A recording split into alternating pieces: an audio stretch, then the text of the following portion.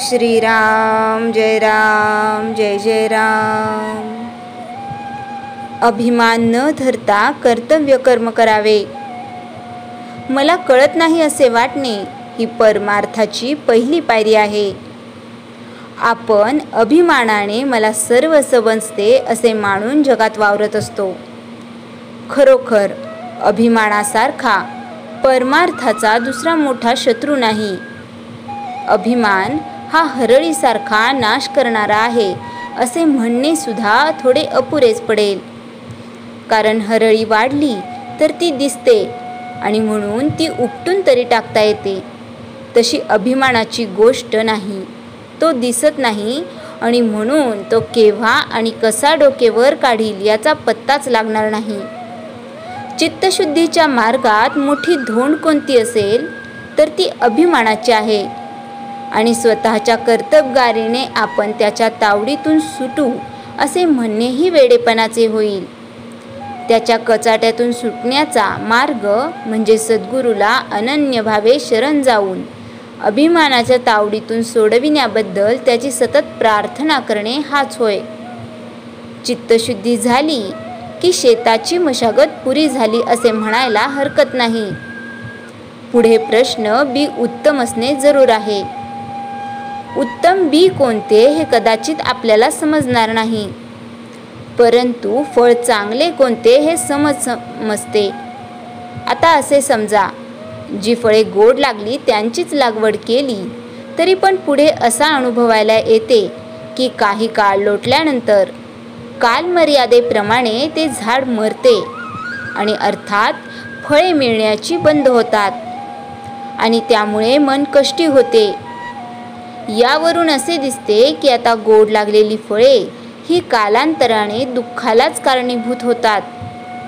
तर मग बी निवडताना असे पाहणे जरूर आहे की ज्याची झाडे कायम टिकणारी आहेत आणि फळे अक्षय सुखाचा लाभ देणारी आहेत। जगात उत्पन्न झालेली अशी कोणती वस्तू आहे की जी अक्षय टिकेल? कोणतीही नाही, असेच उत्तर येईल। म्हणून विनाशी फळाच्या आशेने केलेले कोणतेही कार्य सुखाला नेत नाही असे म्हणावे लागते। याकरिताच भगवंताशिवाय दुसऱ्या कोणत्याही फळाची आशा न ठेवता कर्तव्य कर्म करीत राहणे हाच सुखाचा मार्ग आहे आणि हीच उत्तम बीजाची पेरणी आहे। भगवंताची मनोभावे प्रार्थना करावी की हे देवा, तुझी भक्ती तुझ्याशिवाय इतर कोणत्याही फळाच्या आशेने न होईल अशी कृपा कर। त्या दृष्टीने आपणही प्रयत्न करणे जरूर आहे। ज्याप्रमाणे किडके आणि चांगले एकत्र झालेले धान्य आपण सुपात घालून पाखडतो आणि किडके धान्य बाहेर उडवून लावतो, मागे उत्तम धान्य शिल्लक ठेवतो, त्याप्रमाणे भगवंताची भक्ती करता करता भगवत प्राप्तीशिवाय इतर होणाऱ्या इच्छा काढून टाकण्याचा क्रम ठेवावा, म्हणजे कालांतराने भगवंताकरिताच भगवत प्राप्ती अशी दृढ भावना होत जाईल। श्रीराम जय राम जय जय राम। चैतन्यवाणी खरे सुख हे कायम टिकणारे पाहिजे। श्रीराम जय राम जय जय राम। समर्थ शिष्या वेणास्वामी भाग 31। जेथे जातो तेथे राम, सावळा सुंदर मेघश्याम, अनंतात या भरुणी उसतो राम, प्रियजनांचा आत्माराम। समर्थांना चाफळच्या अगदी गावाबाहेर गावाच्या प्रमुख मठ स्थापनेसाठी जागा दिली। जागा कसली ती मसन वाटच होती ती, पण त्यातही जागेचा उद्धार व्हावा अशी रामरायाची इच्छा असावी। थोड्याच दिवसात त्या ठिकाणी मठाचे बांधकाम पूर्ण झाले। डोहात सापडलेल्या रामरायासाठी सुबक आणि नेटकं राम मंदिर साकार झालं। सभामंडप बांधून झाला। हजारो सज्जन रामदासी गावकरी लोकांच्या उपस्थितीत मंदिरात रामरायाची प्राणप्रतिष्ठा करण्यात आली। त्या जागेत राहणाऱ्या आग्या वेताळ अनेक प्रेतात्मे यांना जणू काही मुक्तीच मिळाली। अक्कांचे कौशल्य आणि कर्तृत्व पाहून त्यांना समर्थांनी चाफळ मठाचे मठपती केलं. वेणाबाईंसह सगळे रामदासी चाफळला राहायला आले. रामाच्या मूर्तीची कथा अक्काकडून ऐकताना वेणाबाई समर्थांविषयी आणखी जाणून घेण्याची इच्छा अनावर झाली होती. चाफळच्या मठात सारं काही सुरळीत सुरू झालं आणि अचानक एके दिवशी पहाटे ब्रह्ममुहूर्तावर वेणाबाईंना समर्थांनी सोहमची शिकवणी दिली आणि हा अभ्यास करून घेतला. नुसत्या सोन्याला झळाळी येत नाही, तर त्याचे रूपांतर सुंदर दागिन्यात व्हावे लागते, तरच त्याची किंमत कळते. जसे हिरे म्हणजे गारगोटी, रत्नपारखी त्याला शोधून योग्य प्रकारे पैलू पाडून नंतर त्यास योग्य किंमत ती प्राप्त होते. तसेच वेणाबाईंना तयार करून एका विशिष्ट आध्यात्मिक स्तरावर पोचवण्याची जबाबदारी समर्थांनी घेतली होती. अक्कासुद्धा वेणाला काम करून देत नसत. त्या म्हणत, तुझी असामान्य योग्यता आहे. तू समर्थांनी दिलेली उपासना मन लावून कर. वेणाबाईंवर समर्थांची कृपादृष्टी होतीच. रामरायाची सोबत होती. त्यामुळे वेणाबाईंना प्रगतीच्या त्या स्तरावर पोचणे सुलभ होते. समर्थांनी कथा, निरूपण, संकीर्तन याकडे वेणाबाईंचा ओढा पाहून त्यांना शास्त्रीय संगीताचे धडे गिरवण्याची आज्ञा समर्थांनी केली. गाढे अभ्यासक त्यांना शिकवण्यासाठी बोलावले. प्रत्येकाला गळा आहे आणि तो गोडच आहे, फक्त तो राखण्यासाठी मेहनत केली पाहिजे यावर समर्थ ठाम होते. समर्थ सांगत होते, आवाजात आर्तता हवी. परमेश्वराला समोर उभे करण्याचं सामर्थ्य संगीतात आहे. ते योग्य शिक्षणाने, प्रयत्नाने, सातत्याच्या साधनेने आत्मसात होते. वेणाबाईंनी समर्थांची आज्ञा पाळली.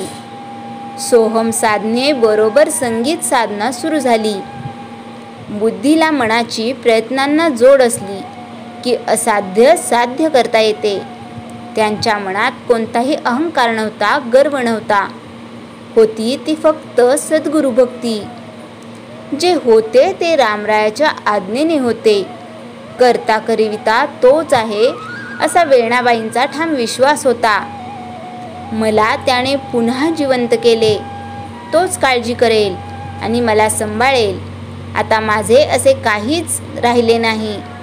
सद्गुरूंची आज्ञा पाळणे हेच कर्तव्य कर्म आहे. भाग 32. संगतीत चंदनाच्या बाभूळही सुवासिक होतो. साचा कधी न राहावे संगतीत बोरियाच्या. वाभाडे निकती सर्वांगी. वेणाबाईंचा शांत संयमी प्रयत्नशील स्वभाव, त्यासाठी असणारं अक्कांचं सहकार्य, त्यामुळे होणारी वेणाची प्रगती वाखाणण्याजोगी होती. एकांतात अक्काच्या बरोबर बोलताना लहानपण आनंदातच गेलं. नंतरचा तो त्रास, ते वाभाडे, ती महाकाय परीक्षा, विषप्राशन बोललं जात होतं. अक्का म्हणत, अगं बोरीच्या बाबळीच्या मनात प्रेम आपुलकी कसली. फक्त वाभाडे काढणं, रक्तबंबाळ करणं हेच त्यांना माहिती. शेजारी सात्विक केळीची लागवड आहे. तिची नाजूक पानं फाटतील हे त्या मेल्यांच्या मनात कधीच येणार नाही. सहज काय आणि अपघातानं काय, संगतीत असणाऱ्याला भोगसून काढायचं. आपण आता त्यापासून बाजूला आलोय. रामरायाच्या नामस्मरणात तुळशीप्रमाणे फुलायचं आणि सद्गुरुरूपी चंदनाच्या सहवासात सक्षमपणे रामरायाच्या चरणी लीन व्हायचं. अक्का, खरं बोललीस. मला एक प्रश्न आहे. कोणता ग? समर्थ रामदास स्वामींना कुणाचा अनुग्रह असेल ग? मला नाही ठाऊक. मी कधीच विचारलं नाही. हे दोघींचं बोलणं समर्थ ऐकत होते. अट्टहासे करता उपोषण, समोर उभा हरिनारायण. काय करावे वर्णन, नेत्री दाटल्या अश्रुधारा. समर्थ माझघरात आले. त्यांना पाहून दोघीही भांबावून गेल्या.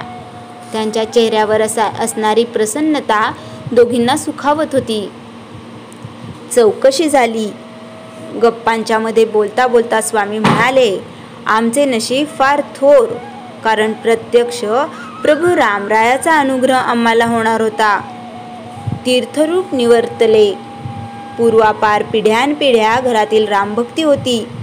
सारेच अनुग्रहित, आम्ही बाकी अल्लड खोडकर. त्यामुळे सगळ्यांना जणू पिशाच्च वाटत होतो.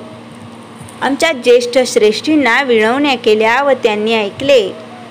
मातोश्रींनी समजालं, थोडा मोठा झालास की मिळेल अनुग्रह. पण मला लगेच हवा होता. रागवलो, रुसलो आणि मारुतीच्या मंदिरात जाऊन बसलो. 3 दिवस इतका गुंगलो की तहानभूक सारं विसरलो. कोणी समजूत काढली नाही, कोणी काही बोललं नाही. 3ऱ्या दिवशी रात्री रामराया प्रकट झाले. सारं मंदिर तेजोमय दिसत होतं. रात्रीच सूर्य उगवला होता. त्या तेजाचं चैतन्य मला हवंहवंसं वाटत होतं. हळूहळू डोळे उघडले तर समोर रामराया उभे होते. त्या कोंडडधारी रामाने माझ्या कानात मंत्र दिला. नमस्कार करताच पाठीवर थोपटत अंधारात सामावले. रामराया हेच आमचे जीवन. लोक समर्थ म्हणतात, पण आम्ही रामाचे दास, रामदास. रामरायाच्या स्पर्शाने आम्हाला थोडे ज्ञान प्राप्त झाले. आमचे थोडेफार महत्त्व आहे ते रामभजनाने. म्हणून कानोकपाळी ओरडून आम्ही सांगतो, उपासना करा. नामस्मरण उपासना करेल त्याचं कल्याण रामराया करणार. रामराया रामराया म्हणत समर्थ रामासमोर गेले. त्यांचे डोळे भरून आले होते. कंठ दाटला होता. आवाजात आर्तता होती. शब्द होते, कल्याण करी रामराया जनहित विवरी. तळमळ तळमळ होतची आहे हे जनहाती धरू. कल्याण करी रामराया जनहित विवरी. अपराधी जन चुकतची गेले तुझा तुची सावरी. कल्याण करी रामराया जनहित विवरी. कठीण त्यावरी कठीणची झाले आता न दिसे उरी. कल्याण करी रामराया जनहित विवरी.